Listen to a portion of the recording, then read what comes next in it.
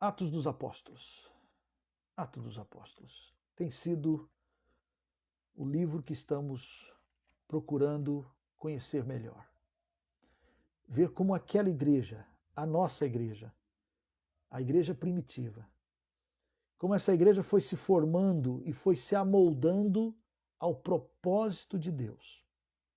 Como aqueles nossos irmãos primeiros, eles foram aprendendo, enfrentando os obstáculos que iam surgindo no decorrer que eles caminhavam.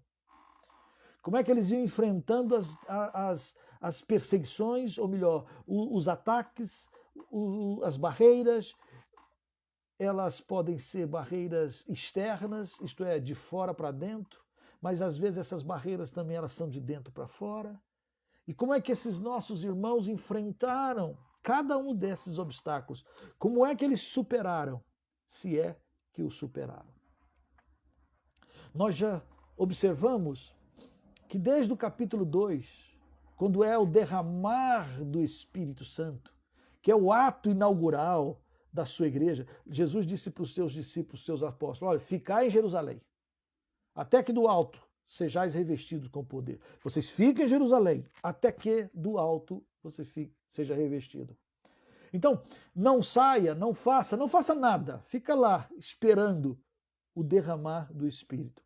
Quando o Espírito Santo é derramado, começa, de certa forma, um processo dialético, porque há um ataque das trevas contra a igreja, tentando fazê-la calar, fazê-la não andar, paralisar, amedrontar.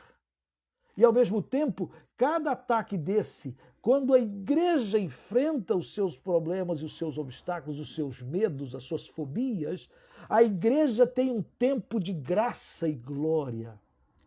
É um pouco cíclico. Não é? As trevas se levantam contra a luz, mas as trevas não podem com a luz. E à medida que as trevas se levantam, a luz brilha mais. Tempo de graça e glória. A igreja está, assim, sendo construída. E isso serve profundamente para nós, porque os princípios de uma igreja está estabelecido já no alicerce. Os princípios de ser cristão está estabelecido aqui. As lutas e as barreiras. Não é à toa que Paulo chega a dizer, em uma das suas cartas, se alguém prega o evangelho que vá além daquilo que temos recebido, seja anátema, isto é, maldito. Seja maldito. Então, está aqui. Por isso que a Bíblia e o Novo Testamento é tão fundamental e nós precisamos voltar constantemente à leitura da palavra, porque o que é fundamental está aqui. O que passar daqui, tem que estar alinhavado, alicerçado aqui. Como é que essa igreja surge e quais são os obstáculos primeiros? A igreja enfrentou e venceu. Primeiro obstáculo, nós já vimos isso aqui em encontros passados, só estou para afunilar o teu pensamento e nós demarcarmos para onde estamos indo. Quando a igreja recebe o derramar do Espírito, a presença, ato inaugural do Espírito Santo, levanta lá um cabra qualquer e diz, estão bêbados, estão embriagados, zombaria. Zombaria é uma arma diabólica, porque ela mina a sua fé, ela quer minar a sua esperança e ela quer minar o seu amor. Ela quer fazer de você aquele que você entre por um buraco e você fique lá. Entre numa caverna e fique lá. Ah, eu não posso fazer, eu não sei fazer, eu sou fraco, eu sou pobre, eu sou doente, eu sou incapacitado, eu sou diabético, eu sou hipertenso, eu sou brasileiro, eu sou. E aí, a zombaria joga por terra. Quer jogar por terra teus sonhos, quer jogar por terra todas as marcas e as bênçãos de Deus, daquilo que Deus tem dado para você. A igreja enfrentou a zombaria e enfrentou com altivez. Pedro levanta, Pedro prega, Pedro, como se diz para eles assim, olha, vocês estão pensando que vocês estão zombando deles? Não, peraí, hein? Eles não estão embriagados, não. É o Espírito Santo de Deus profetizado, e aí Pedro prega, 3.000 pessoas se convertem, a igreja começa a enfervecer.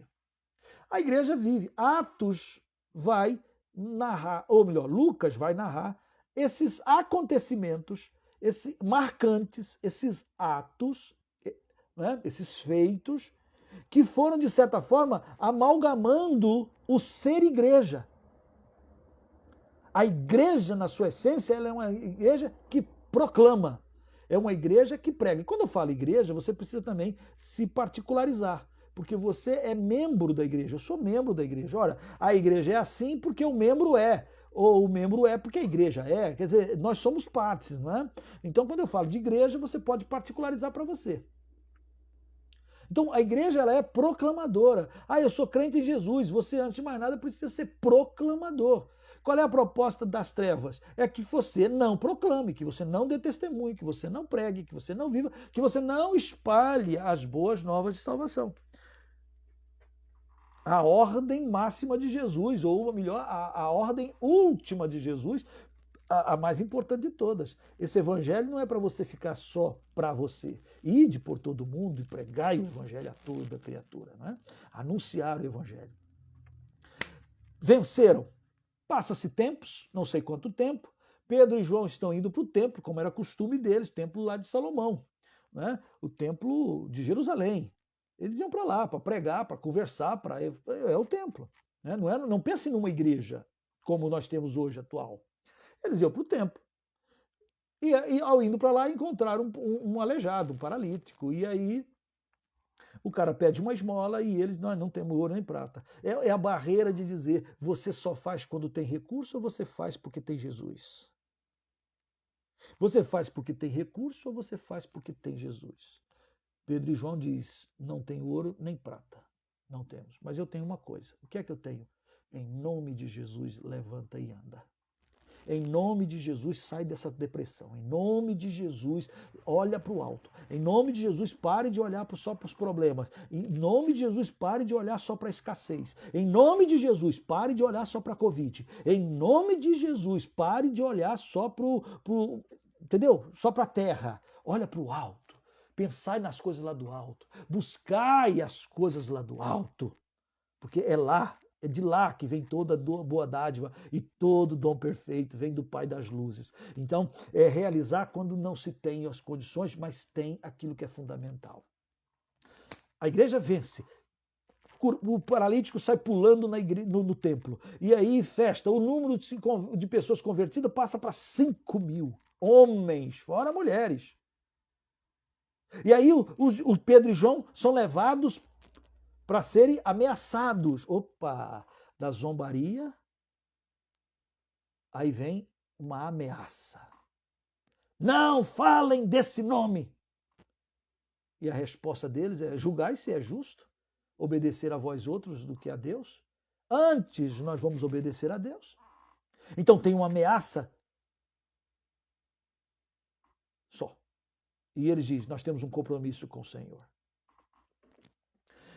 Sai dali, reúne a igreja ora e diz, Senhor, olha para as suas ameaças. E eles não pedem, tira as ameaças de nós. Eles não oram assim.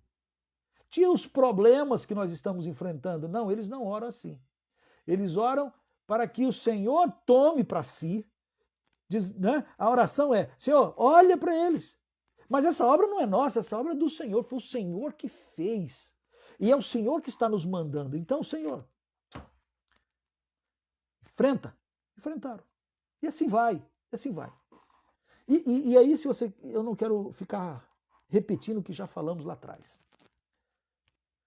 No capítulo 7, surge então uma sétima barreira, um sétimo obstáculo. Agora não é uma ameaça. Agora não é um problema interno. Agora não é. Não. Agora é perseguição. A sétima ameaça, a sétima barreira é como a igreja enfrenta a perseguição. E a partir aqui do capítulo 7, esta palavra perseguição parece que ela começa a fazer parte inerente ao corpo de Cristo. Não é à toa que a mesma palavra diz que todo aquele que quer viver piedosamente em Cristo Jesus sofrerá perseguição. Perseguição é um degrau a mais do que ameaça. Ameaça é aquele negócio, se você não for escovar o dente, eu vou te dar uma surra, moleque. Ameaça. Perseguição é a surra. Perseguição é a ameaça sendo cumprida. Na semana passada, nós falamos a primeira parte desse momento, da questão da perseguição, quando ela começa na particularidade de um homem. Estevão, o primeiro mártir. Um dos 7 diáconos, escolhidos para resolver problemas internos da igreja, cheio do Espírito Santo, homem cheio de Deus. Oh, que Deus levante Estevão hoje em dia. E aí falamos um pouco sobre Estevão. E o final de Estevão é que ele é apedrejado. A perseguição é tão violenta na vida de Estevão, cristão, crente, homem de Deus, diácono, servidor da igreja, pregador do evangelho, que ele é apedrejado. E no seu apedrejamento, ele vê os céus abertos. Ele vê o Senhor em pé, à destra de Deus, como quem diz, vem, né? Entra no gozo do teu Senhor. Aquele que esteve morto, vivo, e diz, entra, venha, não é? E quanto mais ele via, mais pedra recebia. E o que é normal para o homem quando ele está sendo atacado, apedrejado, violentado, é ele produzir ira, revolta, nojo, violência também. Comigo é assim, leu, pau comeu.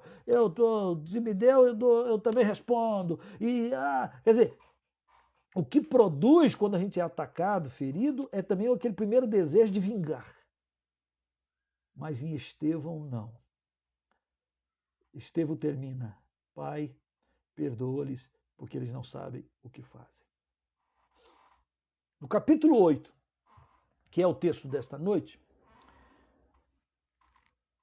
agora a violência e a perseguição não está só sob um irmão. Não está sobre, melhor dizendo, aquele irmão. Não é um ataque isolado a uma pessoa. Não. A turba e as trevas aproveitaram aquele momento para uma perseguição geral. Versículo 1 do capítulo 8 diz assim, naquele dia, no dia da morte de Estevão, naquele dia levantou-se grande perseguição. Grande perseguição. Contra quem? Contra a igreja. Igreja que estava onde? Em Jerusalém. Só tinha igreja em Jerusalém. E todos, exceto os apóstolos, foram dispersos pelas regiões da Judéia e Samaria. Todos. A igreja nem fez o sepultamento de Estevão. Aqui diz o texto que alguns homens piedosos sepultaram Estevão e fizeram grande pranto sobre ele. Necessariamente não era nenhum cristão, porque cada um estava agora fugidio. Uma grande perseguição contra a igreja. Olha o versículo 3, o Saulo, que vai se tornar apóstolo. Saulo, porém, assolava, entrava de sola, né? Igual aquele jogador de futebol que vem com aquelas travas e entra por cima arrebentando a canela e os pés dos outros jogadores, né? Ele entrava de sola, assolava a igreja. Essa é a expressão. Não é à toa de que Paulo, quando escreve lá na frente, ele vai dizer, eu sou o pior dos pecadores porque eu persegui a igreja de Cristo. Ele assolava a igreja, entrando pelas casas e arrastando homens e mulheres, encerrava-os no cárcere, botou gente na cadeia, saiu levando, saiu arrancando, quer dizer, aquela perseguição sobre Estevão foi uma fagulha que espalha por toda a igreja. E aí, perseguição. Eu quero fazer algumas reflexões sobre esse momento da igreja aqui em Jerusalém. Porque às vezes nós pensamos, como pode? Se é o povo de Deus, como é que Deus permitiu que viesse sobre a igreja tamanha perseguição? Todos moravam em Jerusalém. A vida era maravilhosa porque todos tinham tudo em comum. Ninguém passava fome na igreja porque o pessoal dividia, sabe? Distribuía. Alguns vendiam as suas propriedades e davam. Que igreja maravilhosa!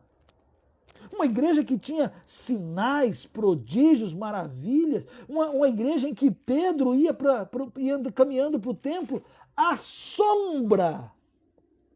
A sombra de Pedro, a sombra, passava por cima das pessoas doentes e enfermas e a sombra curava. Claro, não é a sombra, mas é a sombra.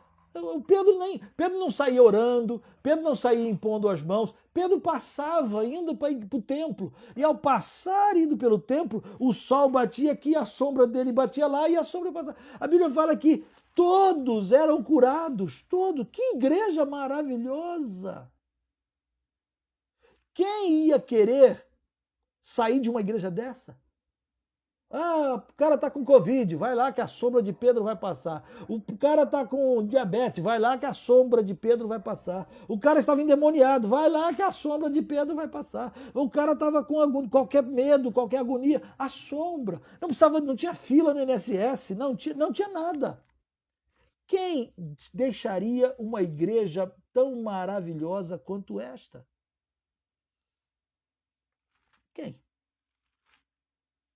Então a igreja de Jerusalém era tão abundante, tão maravilhosa, as pessoas pensavam assim, não vou sair não. Como é que Deus permite que uma igreja tão maravilhosa quanto esta, vivendo esse evangelho assim, né? Sinceramente, com direcionamento, não falsa espiritualidade, até quando aparecia as falsidades, a hipocrisia religiosa, era rapidamente cortada. Se nós tivéssemos um pouquinho do dom de Pedro e a mesma autoridade de Pedro, né? Quando veio o Ananias e Safira, quer dizer, Ananias, você está mentindo para quê? Você está mentindo ao Espírito Santo. Por que você está mentindo ao Espírito Santo? E pá, o cara morre. Acho que ia ter mais mortes do que as mortes que nós estamos tendo de Covid no Brasil. Enfim, uma igreja assim, como é que uma igreja dessa Deus permite uma perseguição como essa? Bom, essa é uma pergunta. Um missionário chamado Dick Morgan, e essa é uma história da época que eu fazia seminário, então eu estou contando uma história de 32 anos atrás, por aí. Esse missionário, Dick Morgan, veio ao Brasil. Ele era missionário em Moçambique. E ele veio ao Brasil e foi no nosso seminário lá na Pedra de Guaratiba. E ele, numa de suas palestras, mexeu comigo. E até isso eu fui impactado com aquela palavra do missionário Dick Morgan. Profundamente impactado. E o que ele disse? Ele disse o seguinte, com aquele sotaque de um português de Portugal com inglês, a mistura de língua. Então ele falava assim, Atos dos Apóstolos são os apóstolos obedecendo à vontade de Deus? Todos nós seminaristas, muito inteligentes, sim. Atos dos Apóstolos são os apóstolos obedecendo à vontade de Deus. E aí ele diz assim, não. Atos dos Apóstolos são os apóstolos desobedecendo à vontade de Deus. Aí fez uma noia na minha cabeça. Como desobedecendo? O Pedro se converte lá, prega 1.000, 3.000, papapá. Aí ele vem com o seguinte raciocínio: eu vou fazer com você. Pega a tua Bíblia. A mesma coisa que ele fez comigo lá, eu vou fazer com você. E talvez você vai entender um pouco dessa questão da perseguição. Ele foi lá em Atos capítulo 1, versículo 8. Sabe de cor, não sabe? Atos 1, 8. Diz lá. Mas, sabe? Sabe, claro que sabe. Mas recebereis poder ao descer sobre vós o Espírito Santo, e sereis minhas testemunhas tanto em Jerusalém, como em toda Judéia e Samaria e até os confins da terra. Entendeu, Pedro? Entendeu, Tiago? João? Alô? Presta atenção. Fique em Jerusalém, até que o Espírito Santo seja derramado. Vocês receberão o poder. E ele descerá sobre vocês. E então, presta atenção, Pedro, Tiago, João, Barnabé. Então, vocês irão dar testemunho, tanto em Jerusalém, como, isto é, com a mesma intensidade, com a mesma unção, com o mesmo poder, no mesmo tempo, vocês vão dar testemunho aqui em Jerusalém, mas vocês vão dar também testemunho na Judéia. E vocês vão dar testemunho tanto como em Samaria, tanto como até os confins da terra. Entendeu, Pedro? Entendeu? Entendeu? Era isso. Atos 1:8. Esse é o mandamento de Jesus. Você fica, recebe. Capacitado, vá. Tá bom. Capítulo 2. O pessoal está em Jerusalém. Ordem do Senhor Jesus. E ali o Espírito Santo é derramado. Beleza? Maravilha. 3.000 pessoas se convertem. Que joia. Capítulo 3. Onde é que está a igreja? Foi assim que o Dick Morgan foi fazendo comigo. E com o seminarista, não sei quantos lembram. Capítulo 3. Onde é que está a igreja? Onde é que estão os apóstolos que ouviram Atos 1:8? Eles dizem, capítulo 3, subia João para o templo. O templo é em Jerusalém. Capítulo 3, eles ainda estão em Jerusalém. Capítulo 4. Onde é que eles estão? Capítulo 4 também estão em Jerusalém. Sim, ok. Mas aí eles foram soltos, a igreja orou e continuou pregando o evangelho, a palavra crescia, a comunidade vivia de uma maneira especial. Aí capítulo 5, onde é que está a igreja? Onde é que estão os apóstolos? No capítulo 5 de Atos, eles ainda estão em Jerusalém. Eles não saíram de Jerusalém. Mas no capítulo 6, no capítulo 6, as mulheres estavam sendo esquecidas na distribuição da comida, as viúvas. Então eles criam os diaconatos. Onde é que eles estão? Em Jerusalém. Isso não é segunda, terça, quarta, quinta, não é uma semaninha rápida. O tempo está passando e até o capítulo 7, ou melhor, até o capítulo 8, versículo 1, a igreja ainda está em Jerusalém. E aí tem uma coisa fantástica que diz o texto, e aí era o raciocínio de Dick Morgan. Os apóstolos ainda estão em Jerusalém. E aí diz no versículo 1 do capítulo 8, que já lemos, naquele dia levantou-se grande perseguição contra a igreja em Jerusalém. Só tinha igreja em Jerusalém. A igreja estava vivendo muito bem, calorosamente, cuidando uns com os outros. Que amor, que coisa boa. O louvor devia ser espetacular. Os apóstolos pregavam, a pregação devia ser um negócio espetacular. Ou, como diz o pastor Jeremias, exponencial. Que coisa boa. Quem quer sair de uma igreja dessa? Então Deus olhou e disse, não quer sair não? Preste bem atenção. Aí, todos, vírgula, exceto os apóstolos. Você imagina que quando o Espírito Santo desce, a igreja devia ter uns 120 pessoas. Pedro prega, vai para 3.000. depois 5.000 homens, depois multidão, dia a dia, gente. Então a igreja de Jerusalém devia ter muito para lá de 10.000 homens, fora mulheres e crianças. A igreja devia ser uma igreja muito... Pois a igreja de Jerusalém, a igreja congregacional de Jerusalém, a igreja presbiteriana de Jerusalém, a igreja que só ficava em Jerusalém, desobedecendo Atos 1:8, porque aí o pessoal está cheio do Espírito Santo, coisas tremendas acontecem, mas não vão para Samaria, não vão para a Judéia, não vão para os confins da terra. Essa é uma barreira missiológica que está sendo quebrada, e para ser quebrada, a perseguição ajudou. É tão bom ficar aqui. Eu gosto tanto de mamãe, da comida de papai. Eu gosto tanto desse aconchego na igreja, uma igreja tão amorosa. Ah, não, eu não quero ir lá para o sul pregar o evangelho, não. Ah, eu não quero ir lá para o norte, para o nordeste, não quero ir para a tribo indígena. Ah, não, tá tão bom aqui, aqui é maravilhoso, Deus é bom, Deus é joia, Deus é joinha. E aí, às vezes, Deus dá um vento, Deus manda um vento, Deus deixa vir o vento. Porque às vezes a perseguição fala, não, vai acabar com a igreja de Jerusalém acabou. De fato acabou. E o Dick Morgan vai dizer, os apóstolos continuaram desobedecendo, porque os apóstolos eram os mais preparados, foram os que passaram com Jesus 3 anos, e eles tinham mais capacitação que eles, e eles, quando veio a perseguição, eles não foram. Diz o texto, todos foram dispersos, exceto os apóstolos.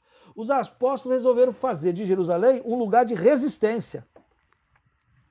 Os apóstolos não estão entendendo ainda, porque Deus amou o mundo de tal maneira que deu seu Filho unigênito, para que todo aquele que nele crê não pereça, mas tenha a vida eterna. No versículo 1 do capítulo 8, diz assim, ó, foram dispersos pelas regiões da Judéia e Samaria. Olha o versículo 4. Quando você pensa, a igreja está acabando, Deus perdeu o controle, a igreja está sob perseguição, olha o que está acontecendo. Versículo 4 é escrito para dizer o seguinte, o Senhor Deus está no controle. E o Senhor tem seus planos, e nada pode frustrar os seus planos, nem a igreja acostumada a viver uma boa vida. Porque quando a igreja está vivendo uma boa vida e não está cumprindo o seu propósito maior, Deus vem e permite e dá uma puxada de orelha. Porque no versículo 4, glória a Deus, diz assim, entre mentes, os que foram dispersos iam por toda parte, fazendo o quê? Quietinhos, com medo,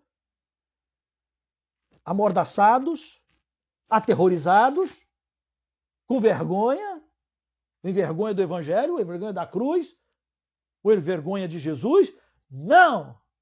Aleluia! Diz assim, ó, eles iam por toda parte pregando a palavra. Quem ia pregando? Os apóstolos? Não, os apóstolos ficaram em Jerusalém. Então quem ia pregando a palavra? Os membros. Aqueles que nem nome têm. Todos iam pregando. Porque é marca de quem tem Jesus abrir a boca. Falar de Jesus. Como é que você pode deixar de proclamar, de falar, de viver, de colocar os teus tesouros à disposição daquele que tudo nos deu? Esse é o papel. Entre mentes os que foram dispersos iam por toda parte pregando a palavra. Yes! Versículo 5. Filipe, um diácono, um dos 7, não o apóstolo Filipe, descendo a cidade de Samaria, anunciava-lhes a Cristo. Agora preste bem atenção, e é importante que você entenda isso. O judeu, tinha uma pinimba, um problema sério com o samaritano. Samaritano e judeus não se bicam, ou melhor, não se beijam, bicam. Né? Eles se afastam dos outros.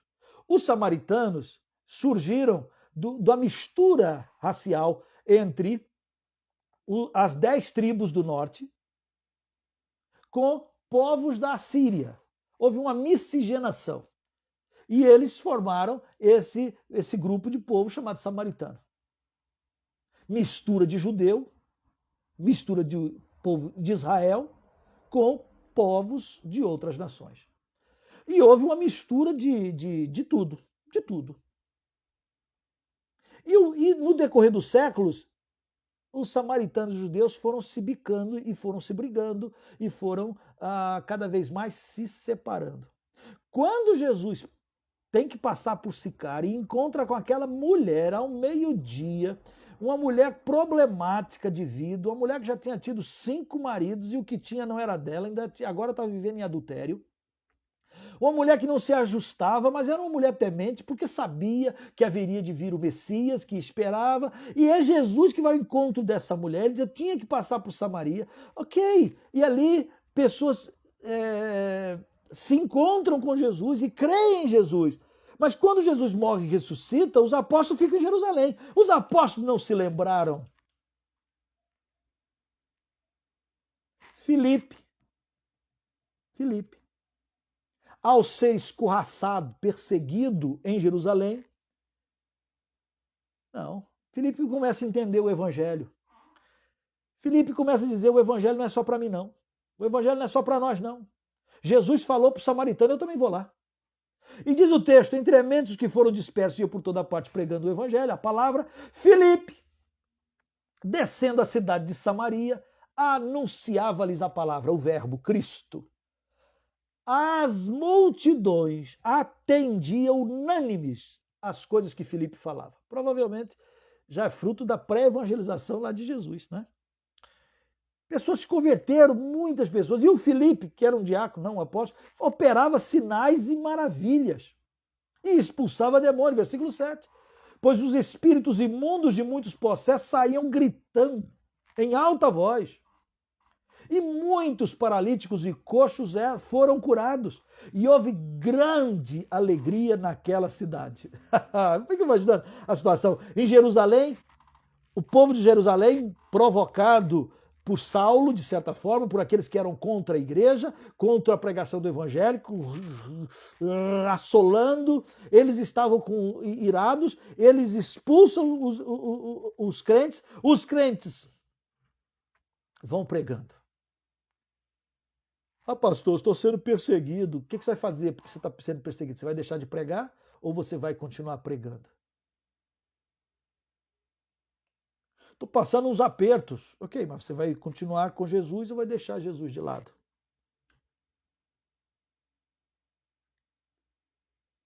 Lembra quando Jesus pregou aquele sermão duríssimo, falando, dizendo assim, ó, quem não comer a minha carne, quem não beber o meu sangue não tem parte comigo. Lembra disso?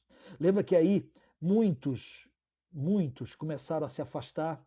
Todo mundo, eu, hein? Que pregação mais canibal é essa? Onde já viu, comer carne, beber sangue, eu, hein? Começaram a ir embora, ninguém está entendendo nada. Nem os apóstolos estão entendendo nada.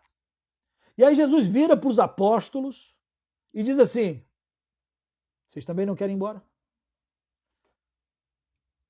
Vocês também não querem ir embora? Vocês também não querem desanimar, fugir, esquecer? Pode ir, meu filho. Nós precisamos de Cristo. Às vezes as pessoas falam de um Cristo como se Cristo precisasse de nós. Ou aceita Jesus. Entrega sua vida para Jesus. Jesus está aqui de braços abertos, esperando, precisando do seu aceitar. Ou, alô. Sem Jesus, eu estou perdido, você está perdido. Os apóstolos, Pedrão, que era o boca, Pedrão disse, Senhor, para quem iremos nós? Para quem iremos nós? O sermão está difícil, está duro de entender, a situação está apertada. Para quem iremos nós? Só tu tens as palavras de vida eterna. As palavras que fazem a gente sair dessa vida morta para a vida eterna. Da vida finita para a vida infinita. Só tu. Só tu. Então, enquanto Jerusalém estava lá triste, gemendo, com raiva, a Samaria se alegra. Houve uma grande alegria Porque a palavra de Jesus chegou. E a palavra de Jesus chegou somente porque houve aquela perseguição lá. Porque a igreja de Jerusalém era tão boa, tão gostosa, tão aprazível, que ninguém queria sair da igreja para ir visitar os samaritanos. Olha que raça ruim, esse samaritano. Ô povo ruim. Pô, o samaritano quer saber de uma coisa? Esse povo é tão ruim que merece morrer mesmo, ir para o inferno. Lamentavelmente, eu vi um pastor falando isso de uma pessoa que está doente, né? Todos nós ouvimos. E ainda diz que é culpa de Deus, ou da boa, é porque ele estava querendo defender a justiça de Deus, como se Deus precisasse ser defendido. Não. É misericórdia. Se você não proclamar o evangelho, se você não pregar o evangelho, se você não viver o evangelho, não haverá alegria em mais lugar nenhum. Mas o pessoal estava tão bom em Jerusalém, tão acomodado, tão bem tratado, que eles não queriam sair de Jerusalém. Aí vem a perseguição. E vou te falar uma coisa, daqui para o final do livro de Atos, aliás, não só do final do livro de Atos, para a nossa vida toda, a palavra perseguição está implícita na vida do cristão. Lamentavelmente hoje, século 21, esta não é uma palavra legal. Que é isso, pastor? Não, Jesus veio para dar vida e vida em abundância. Então a gente não pode passar perseguição. Tem gente que entende tudo às avessas. E acha que vida em abundância quer dizer que você não tem fogueira, que não tem perseguição, que não tem dor, que não tem zombaria, que não tem ameaças, que não tem. Só aqueles irmãos do passado é que tinham. Não. Pode ser uma ferramenta de purificação, pode ser uma ferramenta de fazer a igreja obedecer. Aliás, dizem os historiadores que a igreja cresceu regada, frutificou, regada pelo sangue dos mártires. João, em Apocalipse, vai dizer que eles amaram ao Senhor Jesus de tal maneira que mesmo em face da morte, da perseguição, não amaram a própria vida. Não amaram a própria vida. Aquilo que Jesus disse, quem perder a sua vida, achá-la-á. Quem ganhar a vida, perdê-la. É Jesus que é o diferencial nessa situação toda. Então a igreja passou por perseguição. Mas, de certa forma, essa perseguição tem a ver com o problema da sua visão missionária. Vou falar melhor disso no outro dia. O tempo hoje não nos permite. Mas era por causa da visão missionária. A igreja não conseguia sair de Jerusalém. Tão bom Jerusalém. Que lugar maravilhoso. É a cidade santa. É aqui que a coisa é. E olha que coisa, os milagres que os apóstolos fazem. Não tem doente, não tem endemoniado. Ou quando aparece, é liberto. Ah, que coisa linda, que coisa boa. É tão bom, é aconchegante, não tem problema, não tem necessidade. E o pessoal acostuma com aquilo e não mais consegue sentir a dor daqueles que gemem em Samaria, daqueles que estão sofrendo sem conhecer a Jesus.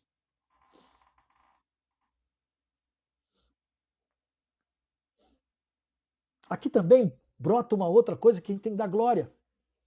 Às vezes a gente pensa assim, o Senhor não está vendo porque a igreja está sofrendo. Fica parecendo que levantou-se algo contra a igreja e a igreja está fraquejando e a igreja está passando. Vai acabar. Vai acabar. Eu conheci um homem, já falei isso aqui vezes passado, mas é bom repetir. Eu conheci um homem da Bulgária chamado Hristo Kulichev. Pastor Hristo Kulichev, ele já faleceu, está na glória. E quando a cortina de ferro, na época do muro, em que o mundo era dividido entre pró-União Soviética ou pró Estados Unidos, e aí o comunismo invadiu a Bulgária de tal maneira, e uma das máximas do comunismo era a religião era o ópio do povo, então tem que acabar com isso, e eles raciocinaram assim: vamos expulsar os missionários que estavam na Bulgária, estrangeiros. Então eles expulsaram os missionários da Bulgária. Também eles pensaram assim: vamos prender os pastores que desobedecerem o nosso ditames. E o pastor Cristo Kulichev ficou preso nas cadeias comunistas na Bulgária por muitos anos ele ficou preso lá. O raciocínio deles, e o raciocínio até mesmo da igreja, era: a igreja vai acabar. Porque, afinal de contas, o poder constituído expulsou os missionários. E o poder constituído prendeu os pastores. A igreja vai acabar. A igreja vai acabar. O pastor Cristo Kulichev me contou que, quando ele foi preso, existiam na Bulgária 25 igrejas congregacionais, das quais ele, então, fazia parte, né? E aí o pessoal vai acabar. Anos se passaram, e quando ele sai da cadeia, quando ele sai da prisão, existiam 50 igrejas congregacionais na Bulgária. Porque o povo de Deus entendeu que a obra não era só feita pelo pastor, a obra era feita por todo aquele que crê. E todos que foram perseguidos, dispersos, foram pregando o evangelho, e eles foram perseguidos e foram pregando e foram tocados. Tocados não estou falando de emoção, eles foram empurrados. E à medida que foram empurrados, eles foram pregando o evangelho e foram brotando igreja. E agora não tinha 25, agora tinha 50, quando era para ter nada. A igreja de Jerusalém acabou aqui em Atos 1:8, ou Atos 8:1. A igreja acabou. Só ficou lá os 12. Um grupinho, uma célula. Logo dos apóstolos. Por isso que o Dick Morgan dizia: os apóstolos estão desobedecendo. Quando eles deviam estar na frente da batalha, eles ficaram em Jerusalém. E o problema era aqui, Deus querendo quebrar a barreira que a igreja de Jerusalém tropeçou. E qual é essa barreira, pastor? Porque eles venceram todas as outras 6, mas a barreira da missão, a obra missionária, da visão missionária, eles não conseguiram. Para quebrar essa barreira, veio a perseguição.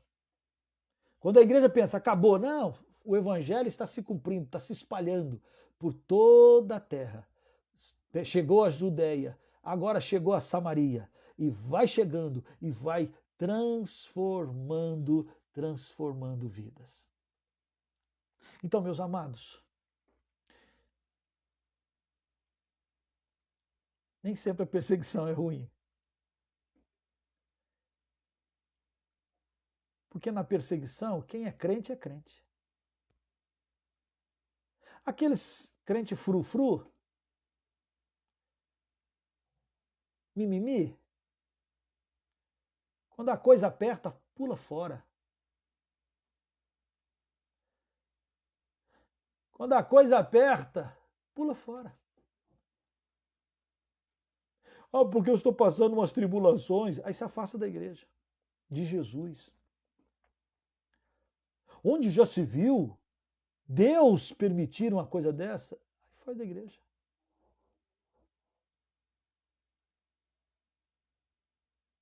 Gente que não quer se comprometer se vende. Fácil, fácil. Daqui para frente, até o século IV depois de Cristo, a igreja vai crescendo 400 anos praticamente, debaixo de perseguição. Se encontrando nos cemitérios. Imagina, eu convocar você para fazer um culto no cemitério à noite. Imagina, entrar nas catacumbas, A gente fala de catacumbas de Roma como se fosse um negócio assim bem romântico. Era um cemitério. Entrava, tinha caveira, devia ter osso, devia ter uns negócios assim assustadores. A igreja se reunia assim, ó, assim, ó, assim, ó, com medo da perseguição. Porque movida por Roma, o império dizia assim, ó, diga comigo, Cristo é o Senhor. Ou então, César é Senhor. Quem é o Senhor? Se você dissesse que Jesus Cristo é o Senhor, você poderia ser morto, ir para as feras. E aí tinha gente que pensava assim, não, faz o seguinte, quando vierem te perguntar se Cristo é o Senhor ou se César é o Senhor, você diz que é César. Depois você pede perdão. Você dá um jeito de tapear. Quer dizer, você diz para o mundo que você é César que é Senhor.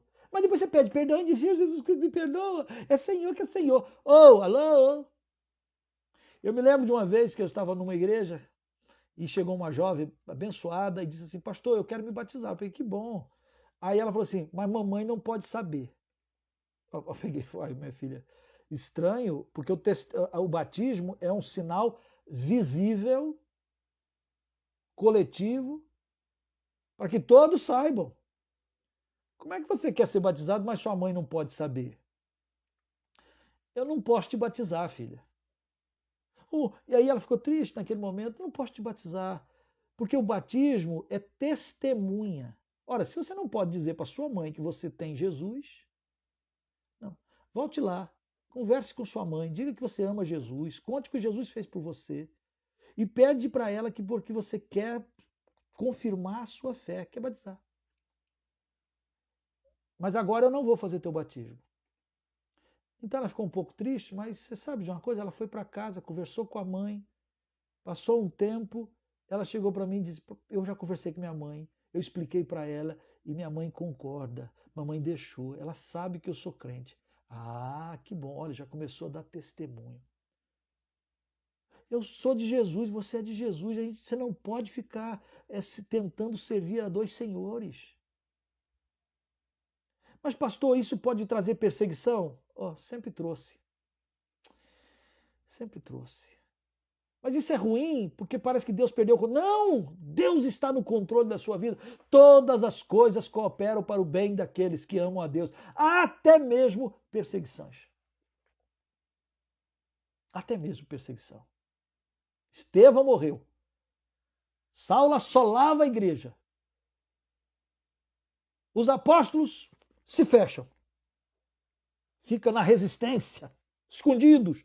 Não tem coragem de chegar para Saulo e dizer: ô baixinho, fica cego. Está perseguindo a Jesus. Interessante que Saulo, para se converter, o próprio Senhor Jesus tem que vir ao encontro de Saulo, porque nenhum apóstolo tinha coragem de ir a Saulo. Estão em Jerusalém, mas o evangelho não está preso. As igrejas estão agora presas, elas não podem abrir a igreja. Tempo agora, tem muitas igrejas, que é questionamento, a igreja tem que ficar fechada, essas coisas todas. Já é prenúncio de algo mais na frente. Vai ter alguém que um dia vai dizer, a igreja tem que ficar fechada. E quando a igreja ficar fechada, não por Covid, você vai pregar o evangelho por toda parte. A igreja de Jerusalém saiu e foi pregando, porque os irmãos tinham vida. Eu sei em quem tenho crido, estou bem certo que Ele é poderoso. Deus está no controle. Quarta-feira que vem, se Deus permitir, a gente continua. E eu espero que você esteja pensando seriamente em continuar a servir graciosamente, com alegria, aquele que tudo deu por nós. Nada pode nos separar do amor de Deus que está em Cristo Jesus, nem vida, nem morte, nem poderes, nem alturas, nem qualquer outra criatura poderá nos separar do amor de Deus que está em Cristo Jesus. Nem perseguição. E eu quero dizer para você, querido, que todo aquele que quer viver piedosamente, certinho, coerente, com fé, em Cristo Jesus, sofrerá perseguição.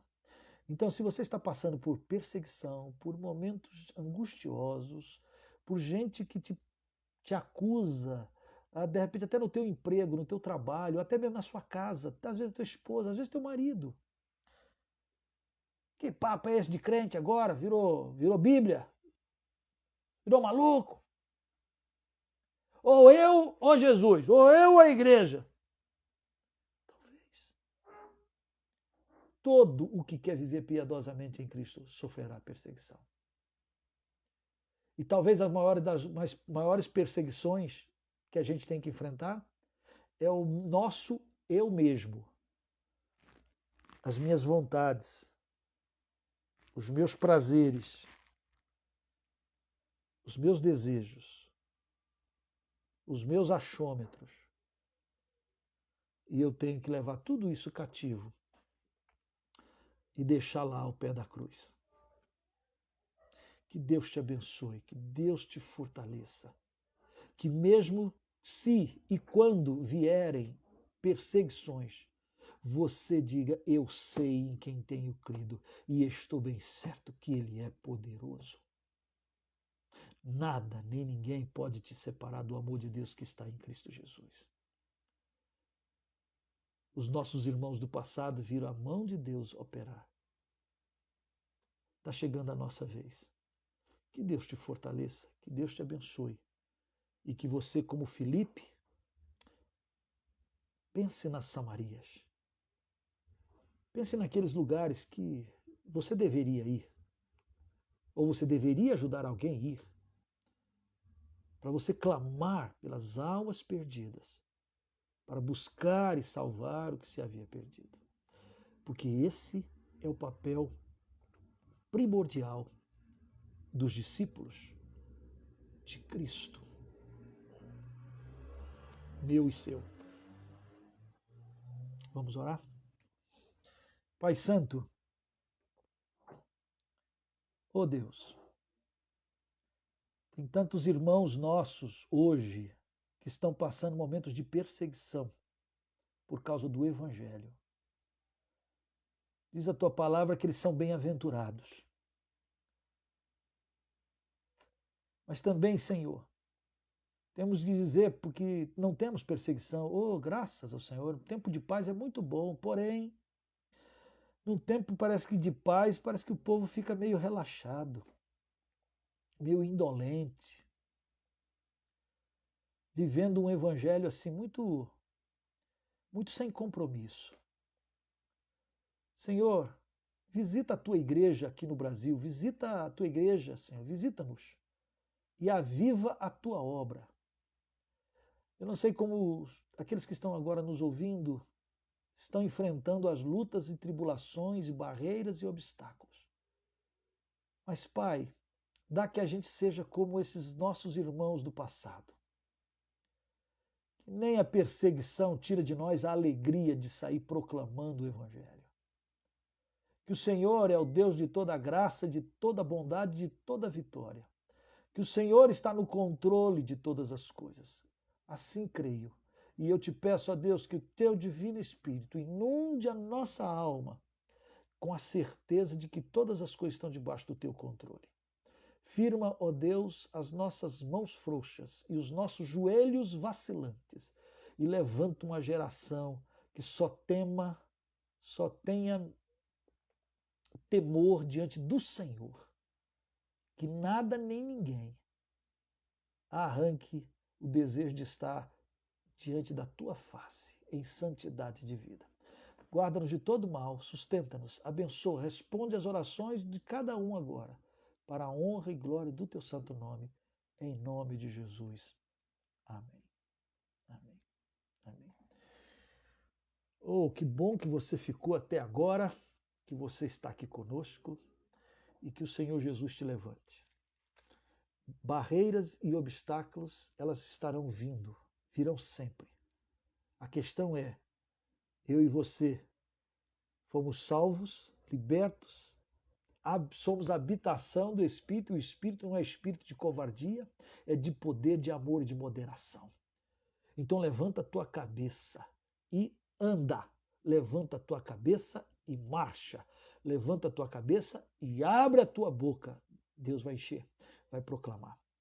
Ore por nós, para que no abrir da nossa boca, no ministério que o Senhor tem nos colocado, a missão Projeto Zero, aqui no sul do Brasil, Deus nos dê autoridade, graça e condições de ir até onde Ele quer, para a gente completar a carreira. Eu conto com você. E se você entender de Deus que tem que participar, começa orando por nós. Tá bem? Deus te abençoe. Até quarta-feira. Quarta-feira que vem eu quero te dar as novidades lá de São Francisco do Sul. E aí eu queria que você estivesse conosco também. Amém? Divulgue, coloque nas suas redes, compartilhe. Quem sabe outras pessoas precisam ouvir uma palavra semelhante a essa. Que o Senhor te abençoe e te guarde. Que o Senhor faça resplandecer o seu rosto sobre ti e te dê a paz. Beijo. Beijo, Celso. Beijo, Davi. Beijo, homens queridos de Deus. Obrigado por vocês estarem aqui conosco. Obrigado, gente de Cuiabá, do Rio. Coisa boa. Um grupo grande. A paz do Senhor Jesus. E até boa semana. Até a semana que vem. Na paz.